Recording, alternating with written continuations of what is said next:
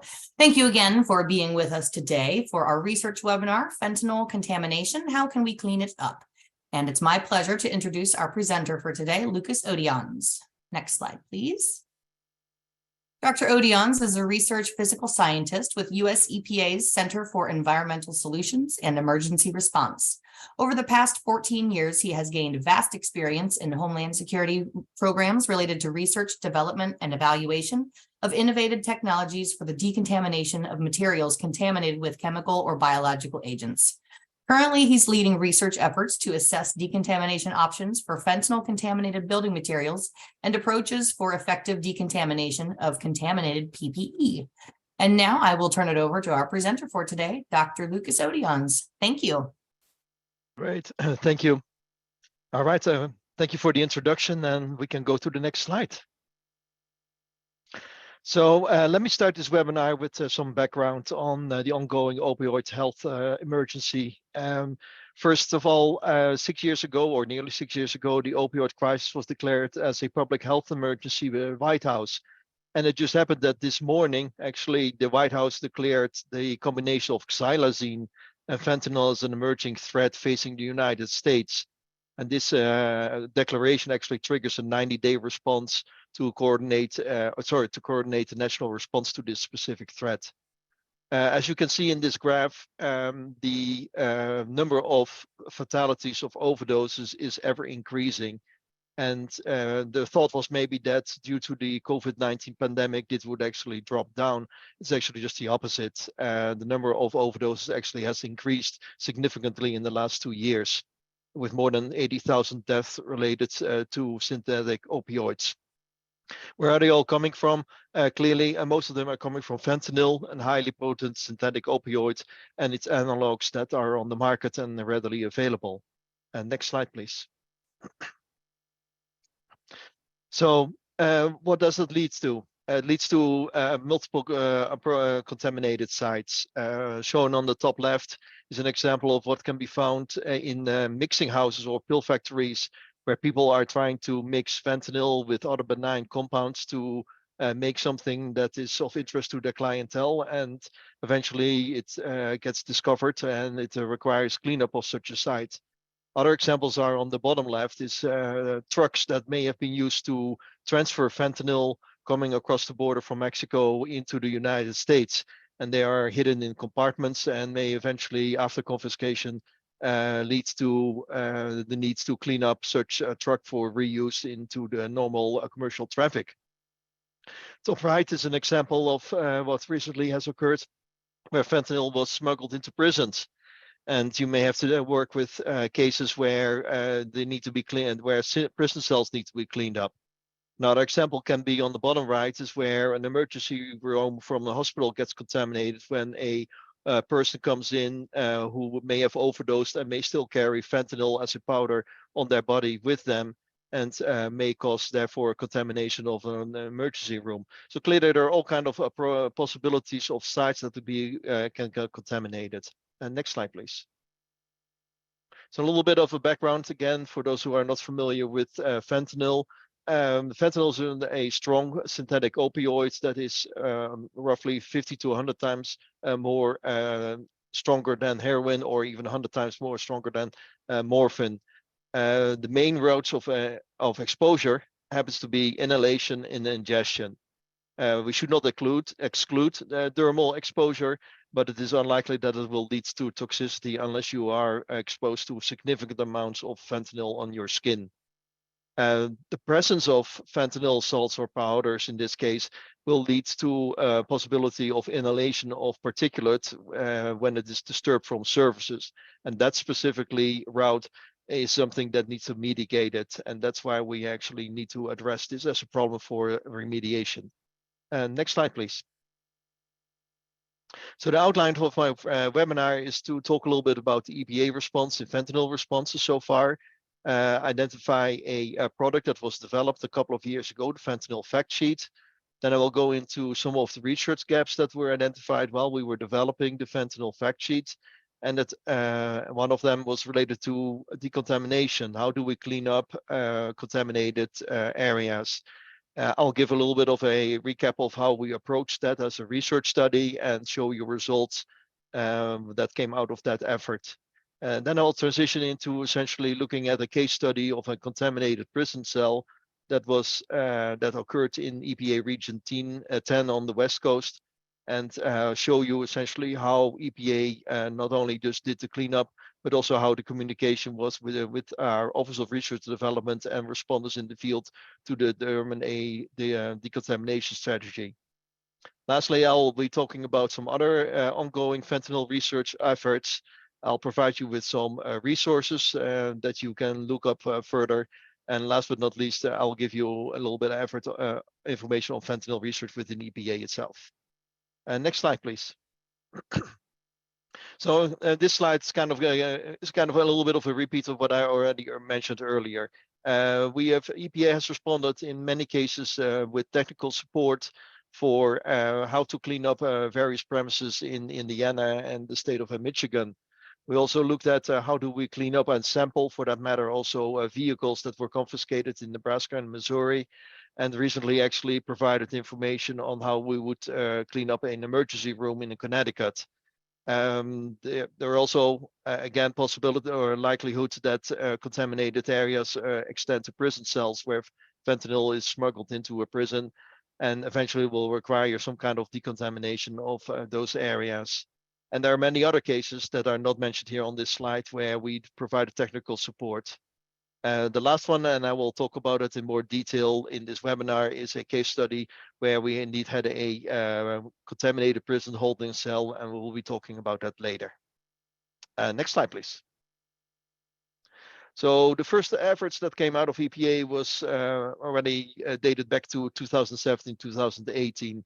And at that time, we essentially put together what we call a fentanyl fact sheet. And the intent was to essentially provide the EPA on-scene coordinators in the field with technical information so that they would have information at hand in case they were tasked to provide technical support.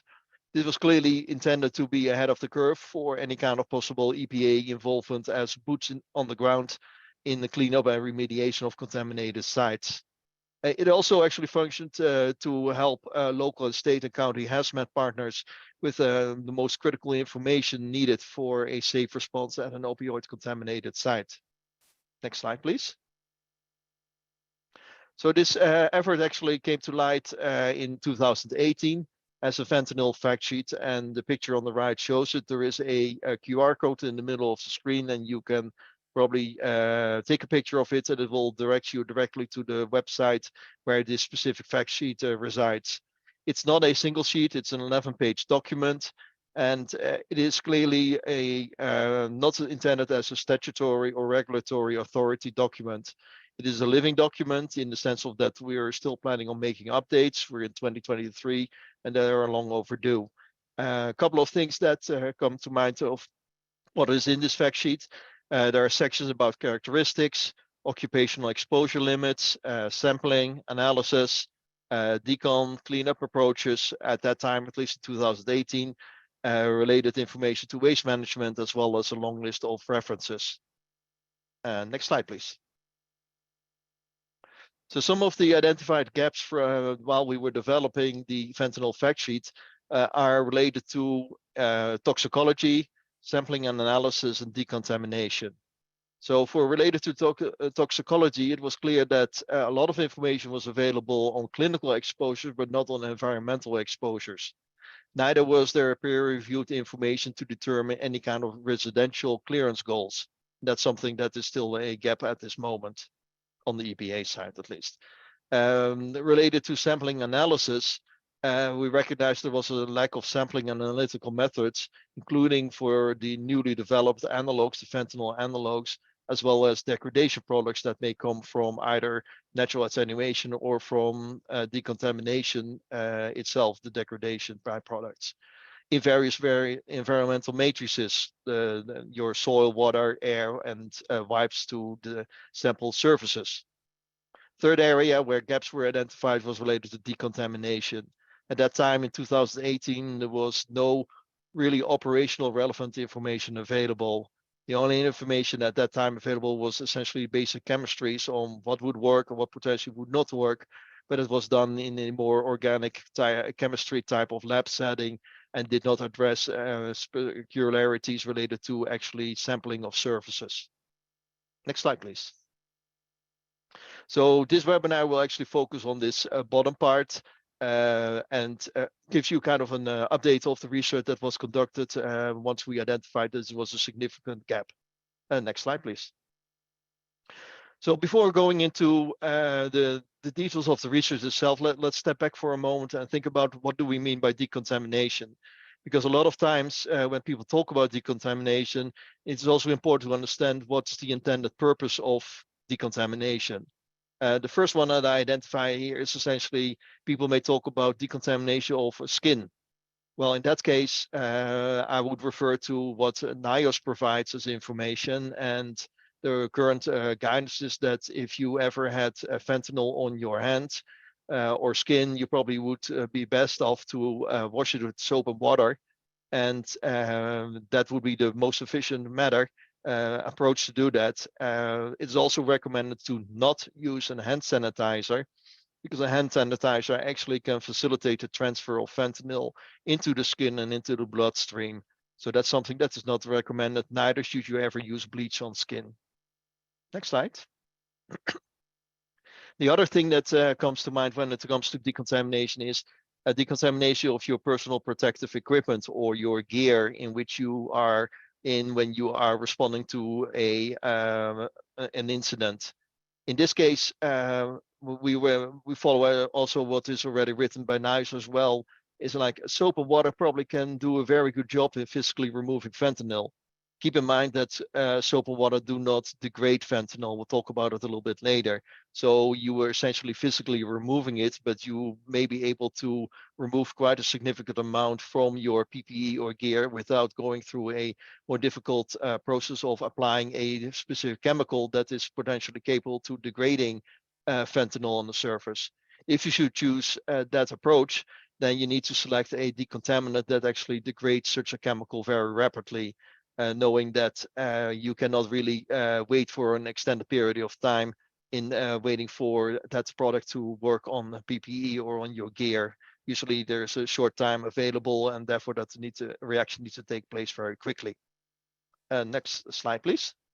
So the third area where decontamination is discussed is indeed related to interior materials, your infrastructure, your apartments, and so on, as illustrated in the picture on the right. In this case, essentially, we may have the freedom that we may not need to have a very quick degradation. We can let a decontaminant sit on the surface for a longer period of time, typically in the order of 1 hour or longer. So this last area is kind of the focus of this webinar. Next slide, please. So when we're talking about decontamination of cleanup, we always kind of go through kind of an approach of what's the main approach here. The first one is essentially thinking about just physical removal of, in this case, fentanyl from a surface.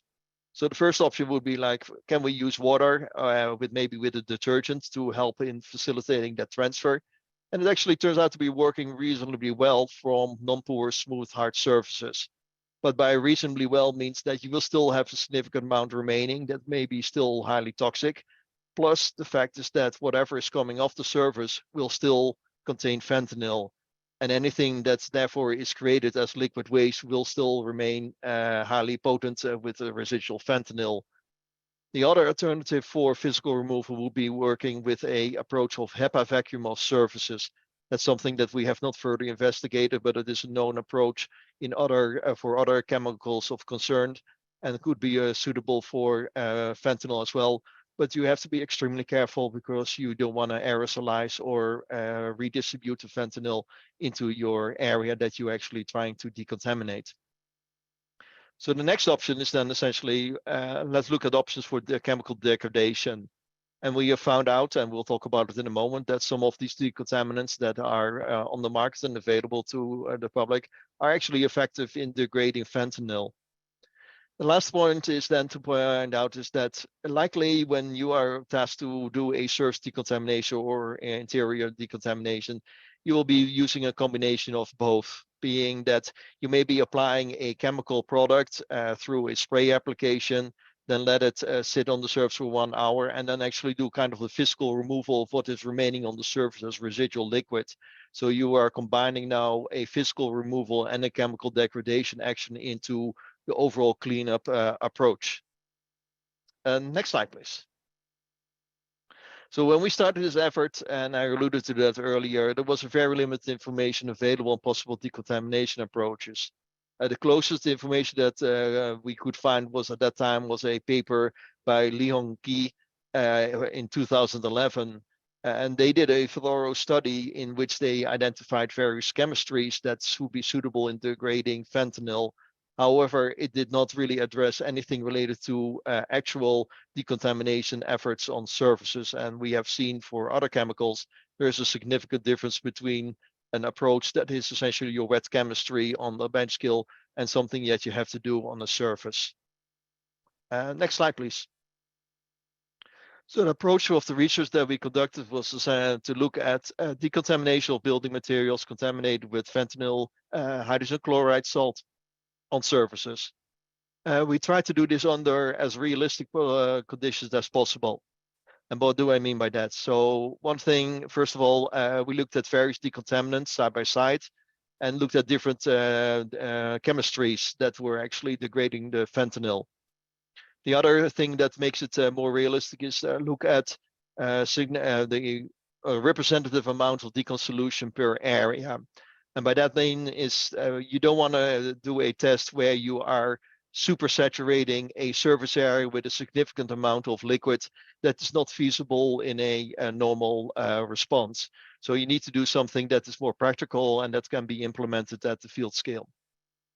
I said already, we do a side-by-side comparison of the technologies, and we introduced in materials that are of relevancy to a building, or later on we'll talk about PPE and gear. And the bottom right, or at the bottom, you see an example of a couple of the products that were identified in this or studied in here. Next slide, please. So how did we do this? From left to right, we essentially started with intentionally contaminating fentanyl, hydrogen chloride salt onto a building material. We would then spread it out over the coupon surface. These are relatively small coupon surface areas of 10 square centimeters. And we would place them individually in boxes. Then we would spray a decontaminant of choice onto a surface. We always use replicates, so we always had more information in that regard as well. And the amount that we were applied were representative of what was as a spray application. We would then let the decontaminant sit on the surface for 1 hour on occasionally, maybe a longer period of time, but 1 hour was a good contact time.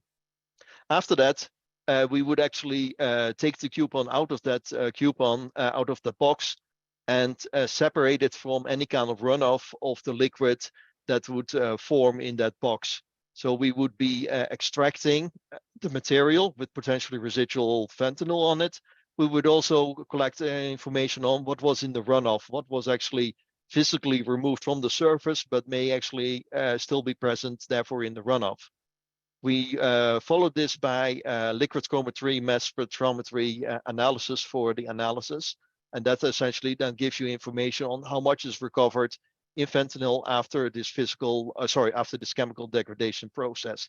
So keep in mind that this approach does not give you information about truly the physical removal by scrubbing or something. This is purely looking at the chemistries themselves.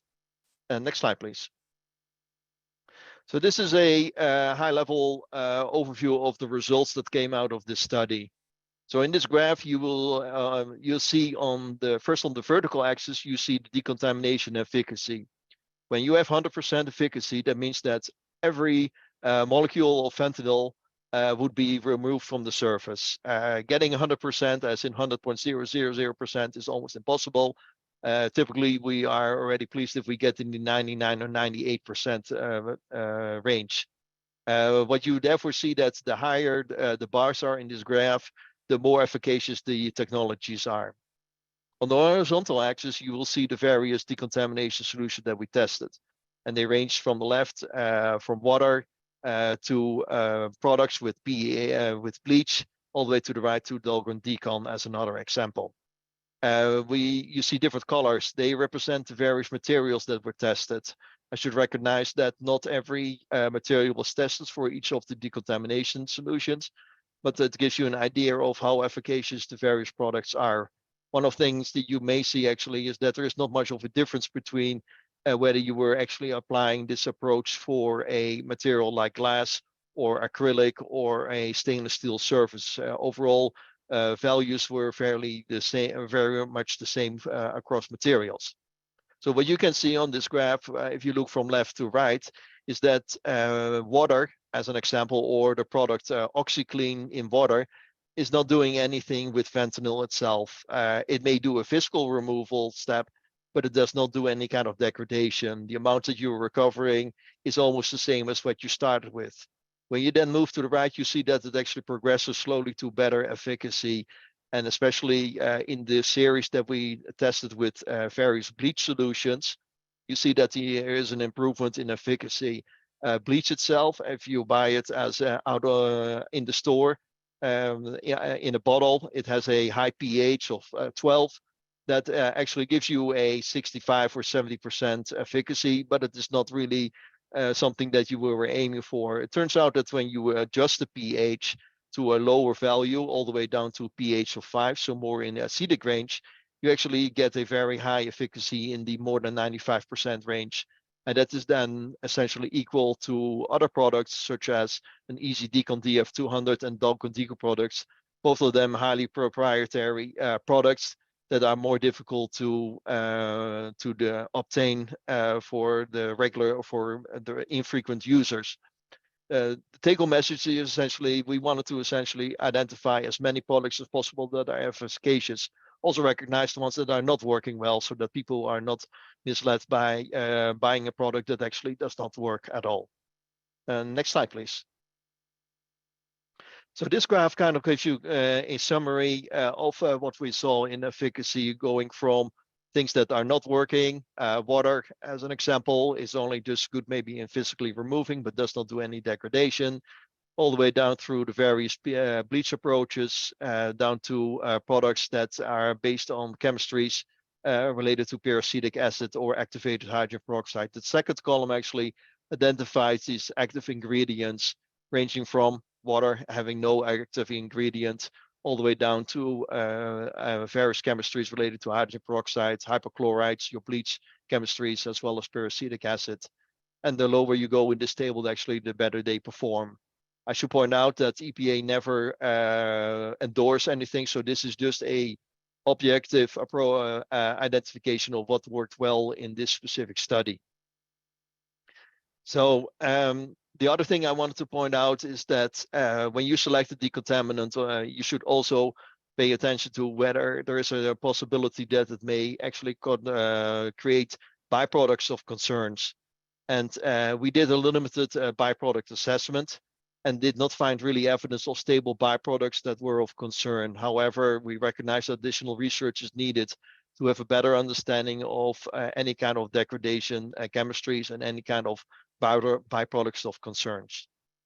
So what about the other cleaning products? Next slide, please. So yes, there are other commercial products that actually have the same type of ingredients. So you may question like, can I use those then? Please tell us. And we have got those technical requests in the past. So the general rule of thumb is essentially that if you have identified a product that has the same type of active ingredient and the same concentration range, by first approximation, probably you are safe to say that it probably will give you a similar decontamination efficacy. But since we have not really identified that as a whether it is really successful, we definitely want you to read the disclaimer here that you should be very careful with extrapolating efficacy data to other products that may look similar but may actually still be a little bit different. And we always recommend that you will do a surface type sampling after decontamination to make sure that you have meet your expected clearance goals and that the surface essentially is clean. There are also other products nowadays on the market that claim to be inactivating, degrading fentanyl. Needless to say, we have not reached out to all of those products, but we are looking forward to including some of those in an upcoming research effort that I will talk about at the end of this webinar. Next slide, please. So we've done some additional research as well. And one of the things that I want to bring up here is what the impact would be when you have benign additives present in a specific case. Next slide, please. So what do I mean by this? And what do I mean by these additives? A lot of people have seen these pictures of fake, in this case, oxycodone pills that actually contain fentanyl. So there are people, sadly, that are making these pills with the intent to essentially send them to their users. And they are preparing them. And therefore, when they are preparing them, they have a very messy environment where they are working with these otherwise benign additives like lactose or mannitol or ascorbic acid, vitamin C, and mixing that with fentanyl. And that essentially makes it that you have a high amount of these more benign additives mixed in the fentanyl. So the question was raised like, okay, if you have these combination of both chemicals present, what does that do to your efficacy of otherwise efficacious approaches? I want to point out here that recently in the news, and I alluded that already at the beginning of this webinar, that the additional xylazine to fentanyl, also sold as tranq, is now on the forefront. We don't have information on what the impact is of the presence of xylazine on the decontamination approach. That's something that we probably may want to investigate when we have a chance.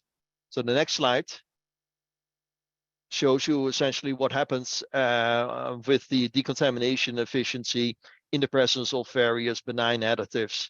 And this graph shows you what happens if there is no additive, the orange bar efficacy, which is in the plus 95% for Dahlgren Decon, as one of the decontaminants that we tested for, as well as the pH5 bleach that came back on a little bit lower efficacy at that time.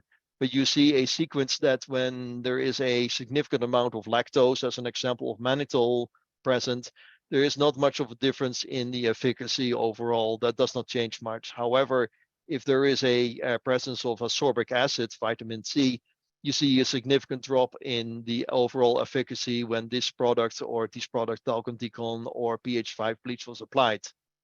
We would probably think that if you would reapply that same product again, you probably get an overall improvement in efficacy, but we have not really studied that in detail. But that is something we have seen in many cases for other research efforts. So that's something to keep in mind. Next slide, please. So switching gears, no pun intended, is to talk about decontamination of PPE or gear. And one of the major differences when we're talking about decontamination of that type of approach is that you are working now something that needs to be acting very quickly. You cannot just apply a decontamination product that is otherwise efficacious after 1 hour and then or let's actually sit on this surface for 1 hour and hope that you will get a good effect. You need to have something that is far much quicker in response. Next slide, please. So the results that we got for this study is that we conducted tests in which 4 PPE or gear-related materials were contaminated with fentanyl HCl again. Same approach that we used for the building decontamination, but the major difference was indeed that we only have a contact time or dwell time of 5 minutes of the specific decontaminants that are shown here in this graph with the surface. And the materials that we were using were the Saranex, that is a TICAM suit. People may be more familiar with that term. The hazmat suit was a Duracam 500 hazmat suit. Bunker gear is essentially your chieftain turnout coat that fire departments tend to work with. And neoprene is a traditionally used material for gloves or boot materials.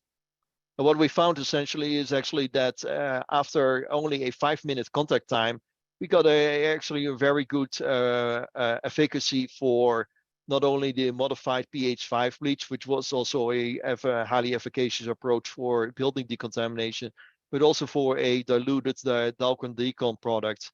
And the reason why we were working with the diluted product was that based on recommendation by the vendor of this product, that it can actually be diluted down by 1 to 4 and still give you high efficacy for specific situations, such as in the case of a fentanyl remediation or contaminated PPE that was contaminated when you're responding to a fentanyl scenario. I should also point out that water with detergent, and I alluded to that earlier, that may also remove 90 to or 80 to 90%. So they're all kind of in the same ballpark. The difference there is clearly that if you would use water and detergent, you're only just physically removing fentanyl from a surface, or from your gear or your PPE. You're not degrading it at all. So there is a significant difference between how all of them work. Back to the modified pH 5 bleach, we noticed also that in the runoff that comes off the surface, a significant amount of fentanyl is still visible. And one of the reasons for that is essentially that pH bleach does work well, but it just takes a longer time to degrade the fentanyl. And that is illustrated by the fact that we had high efficacy after 1 hour, but we do not see it to that extent after 5 minutes. Next slide, please. So a couple of practical tips for those who are tasked to respond to a fentanyl cleanup. First of all, if you decide to pick any of the decontamination products that I alluded to earlier, always follow the instructions on how to prepare them.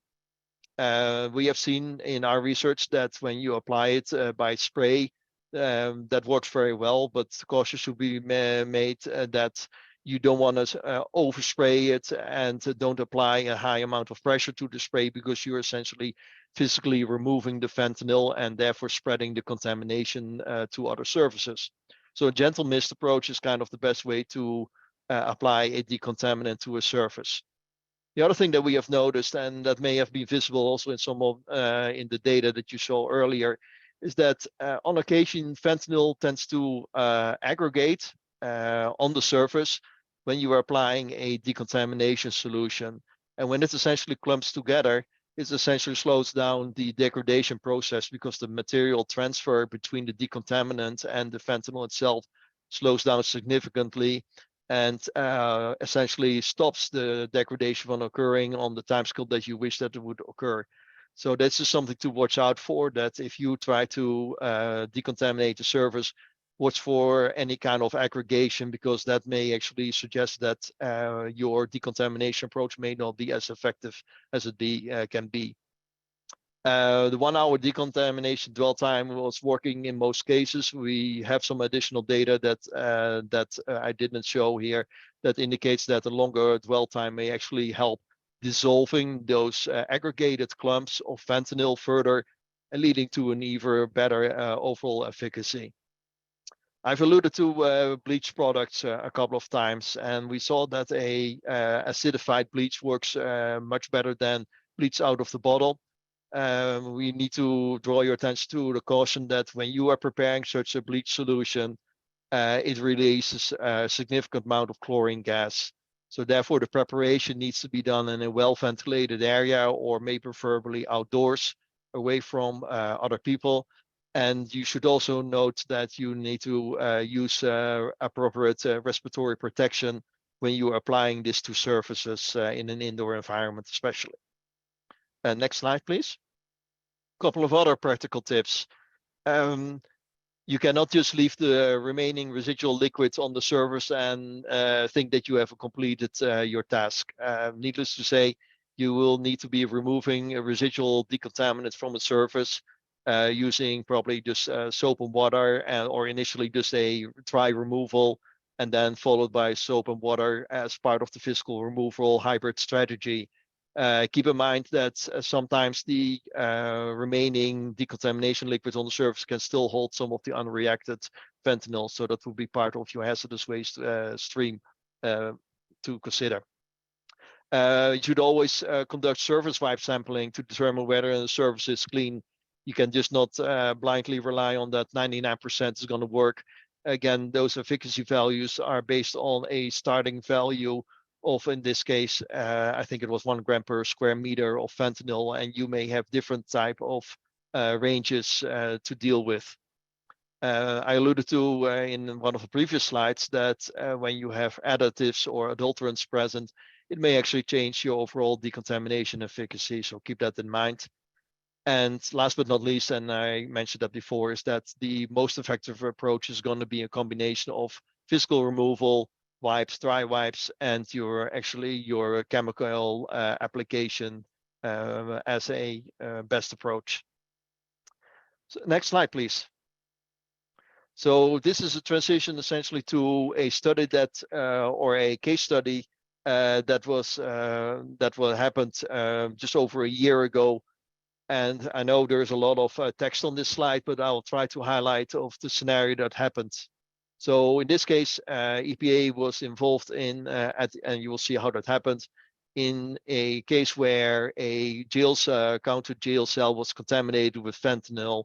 An inmate tried to hide that he had it actually with him, tried to flush it down a drain. It turned out actually that the drain did not, or there was no water in it, and the drain was actually closed. And then he actually thought that there was a way probably to get rid of it by kind of hiding it in the floor itself. In this case, the substance, after it was identified that this was going on, was tested and was confirmed that it contained fentanyl.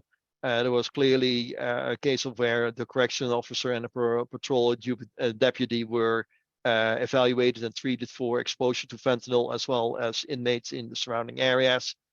The fire department was brought in to essentially isolate and contain the site, but they recognized they were not able to do a cleanup of that specific cell holding block.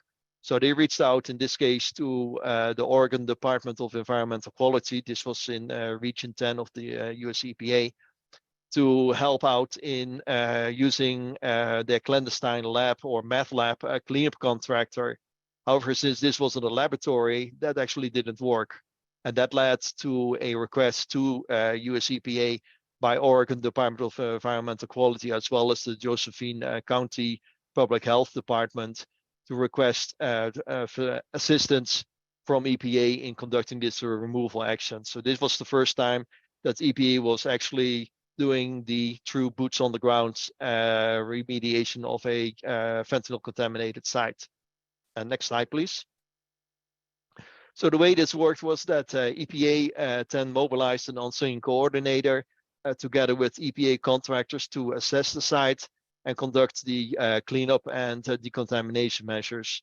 They also received support by the civil support team in Oregon, and reached out to people like myself in the Office of Research and Development on the EPA side to identify what the best approaches were for decontamination, what were the ones that you should think about.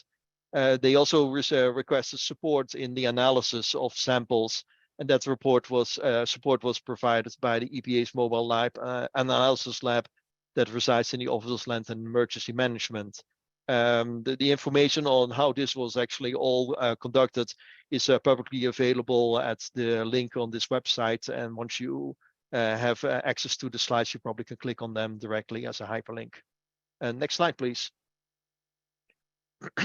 So one of the questions that came in from EPA Region 10 was, can you provide us with a practical solution for decontaminating surfaces? And they wanted to have something that they can use right away, something that you would buy at a hardware store without going through a procurement process where you may have to wait 1 or 2 weeks before you get it in hand.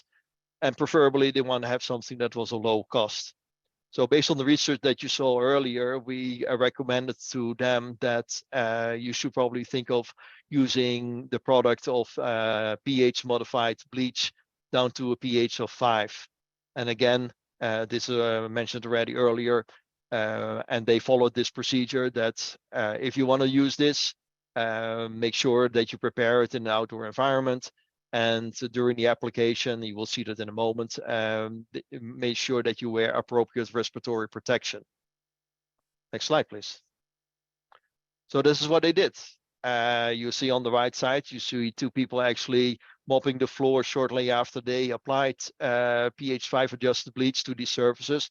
And maybe I should have thought about that mentioning earlier. pH 5 bleach can be made very quickly with bleach, with vinegar and water. I'll be more than happy to provide you with specific information on how the mixing ratios are for this specific product. We also included, or Region 10 included, chlorine vapor monitoring. I think there was a detection of up to 1 parts per million, which is well below the IDLH, but it clearly identifies that respiratory protection is required. What was observed there was that there was a significant reduction in the amount of fentanyl on surfaces. They actually used, Region 10 used a MX908 instrument, which is a high pressure handheld mass spectrometer from 908 devices, which is sensitive in the detection of fentanyl. And they used it essentially to identify how good actually this product was working.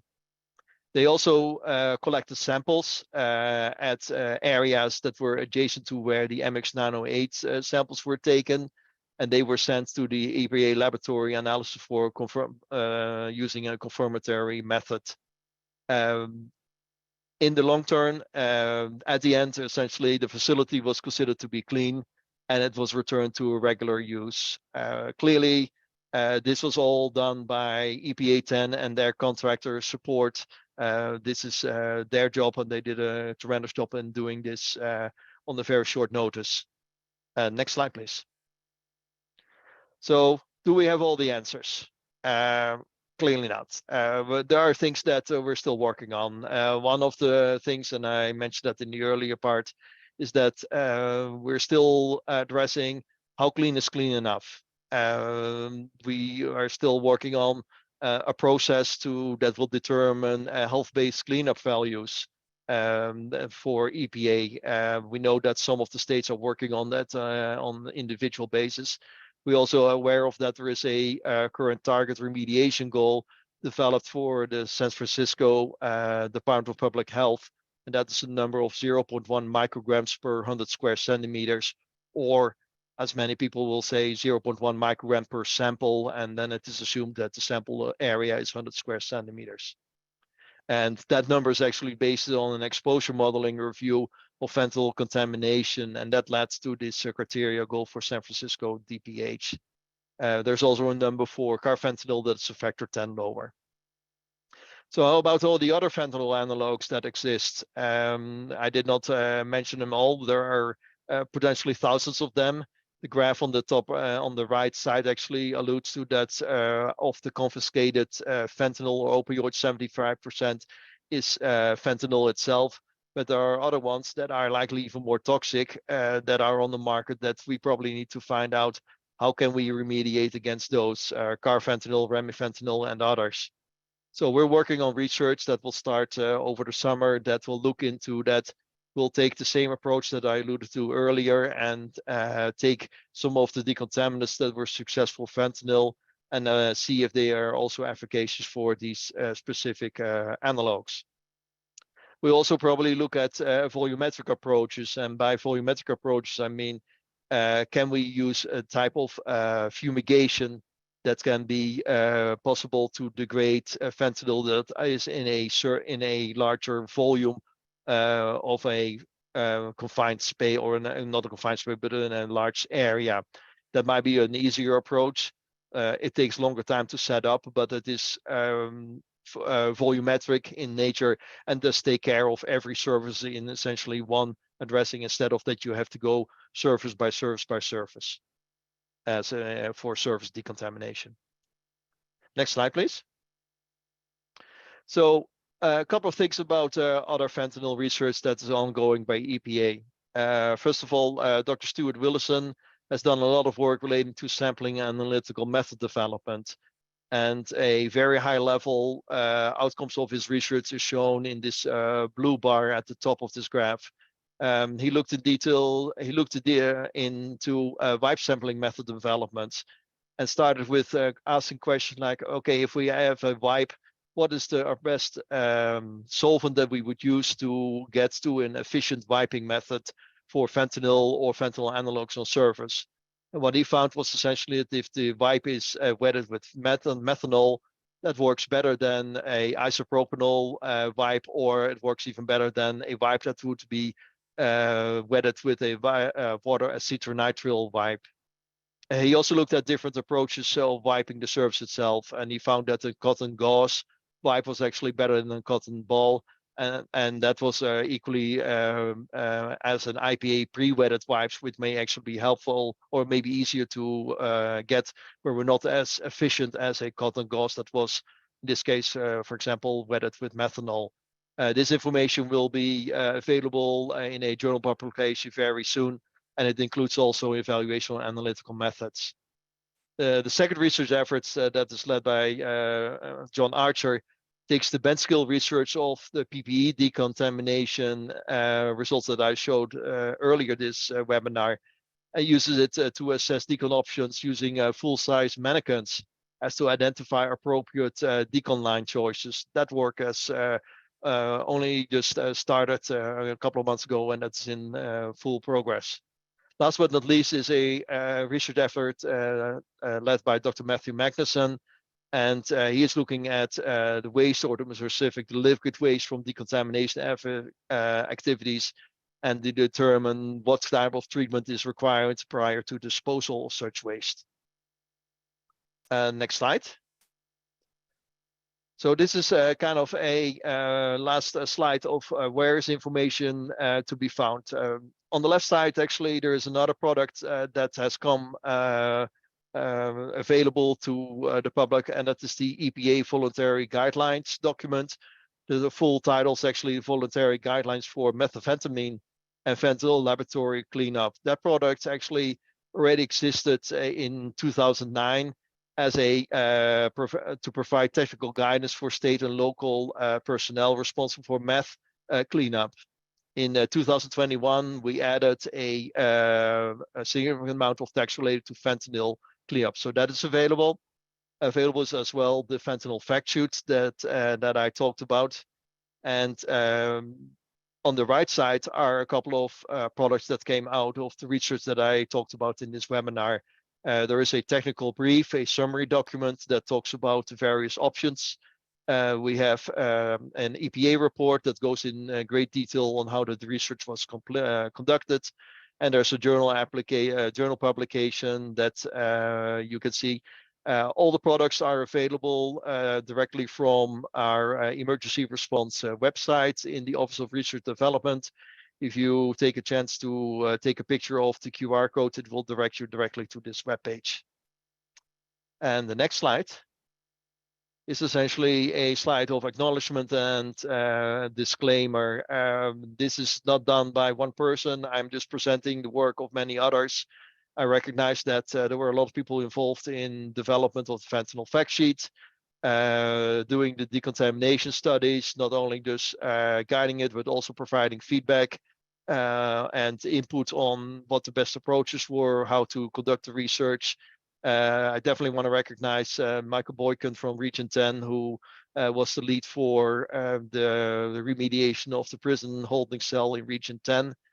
The disclaimer clearly tells you that this is just my personal opinions that were addressed here and not those of the EPA.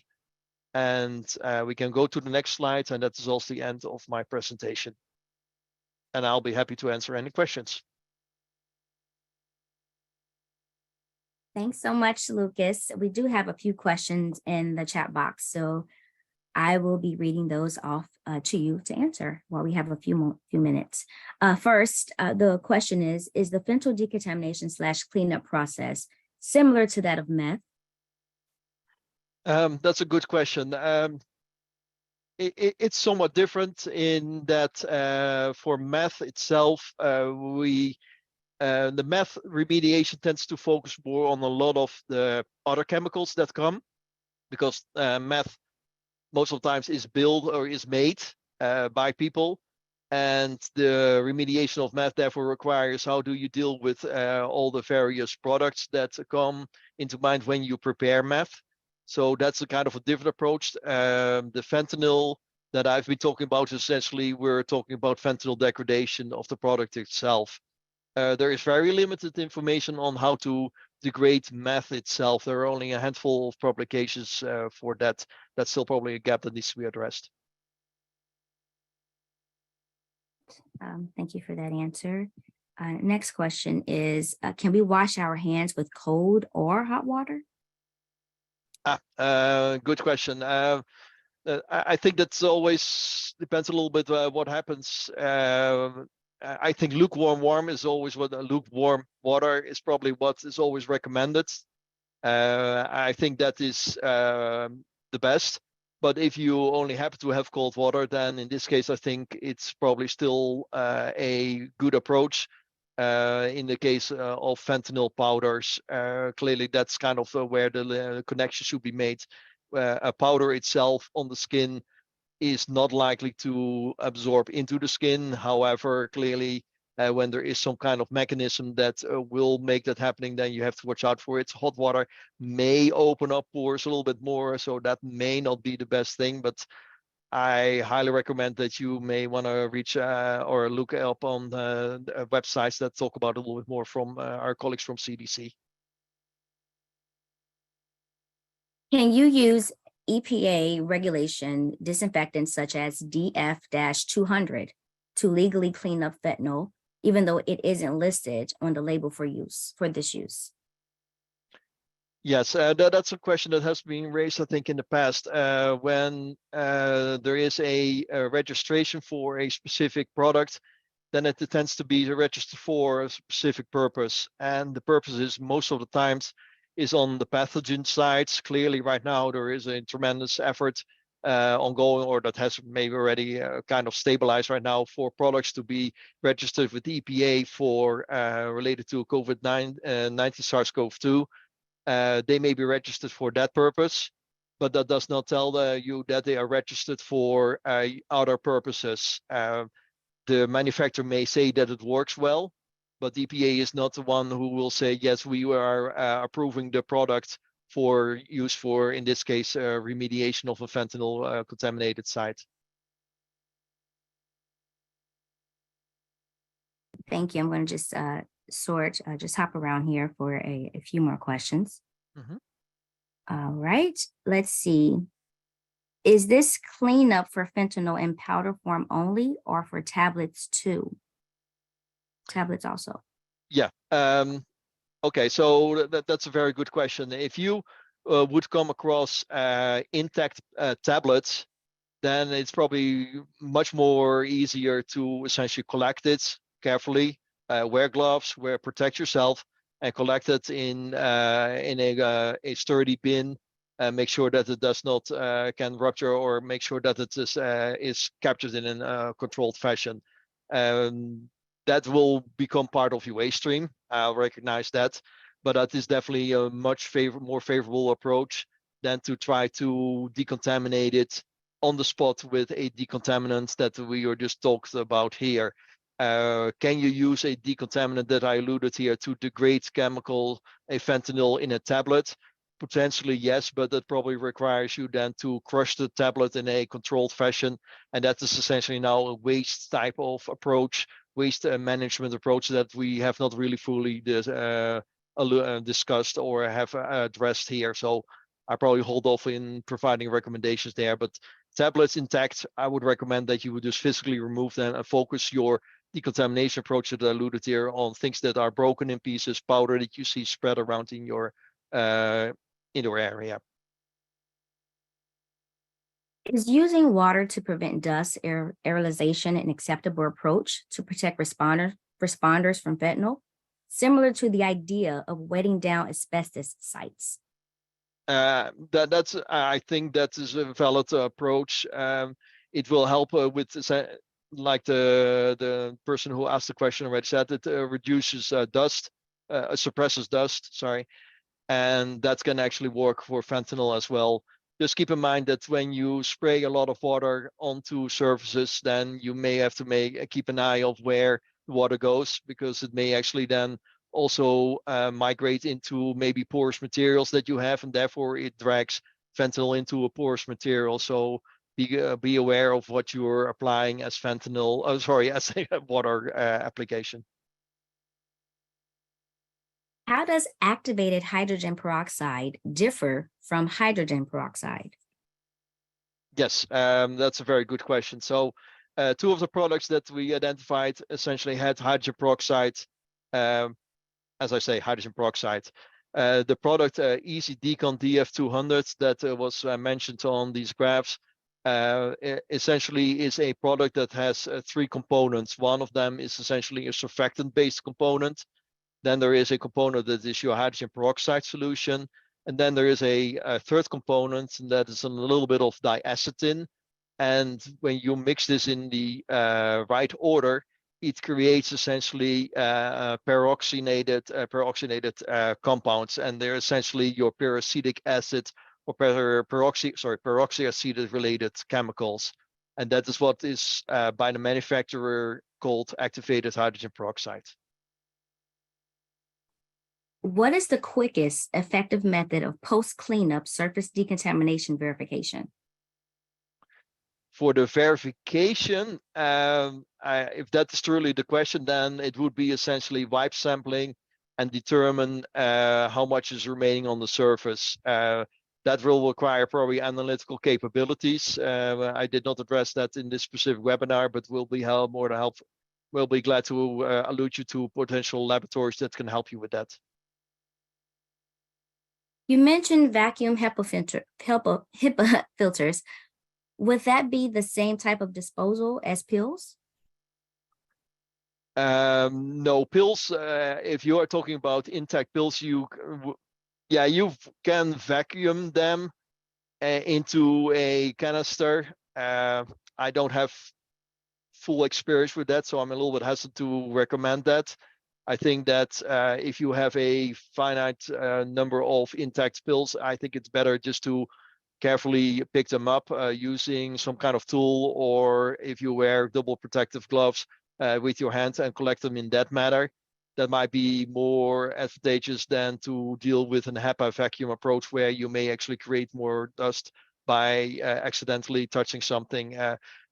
It's HEPA vacuum is something that is possible, but that has to be done with, you need to pay attention to a lot of the details there. All right, thank you, Lukas, and thank you all.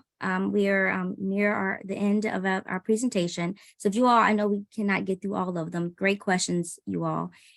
You can please send your questions and follow up to our speaker today, and he'll gladly answer for you all. So with that, we have maybe a question, one more question before we conclude this great webinar.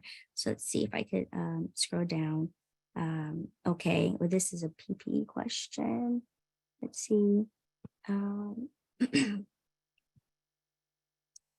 How would you clean a pervious surface such as a police car or seats? This is a good question. I think that pervious surfaces are problematic. We recognize that. It's still a gap. I'll admit that. We probably you can still do a good job with some of the decontaminants that we tested. We did some work with upholstery that was not mentioned this webinar, and that is, well, it has some permeability, but for fentanyl, it actually stayed on the surface.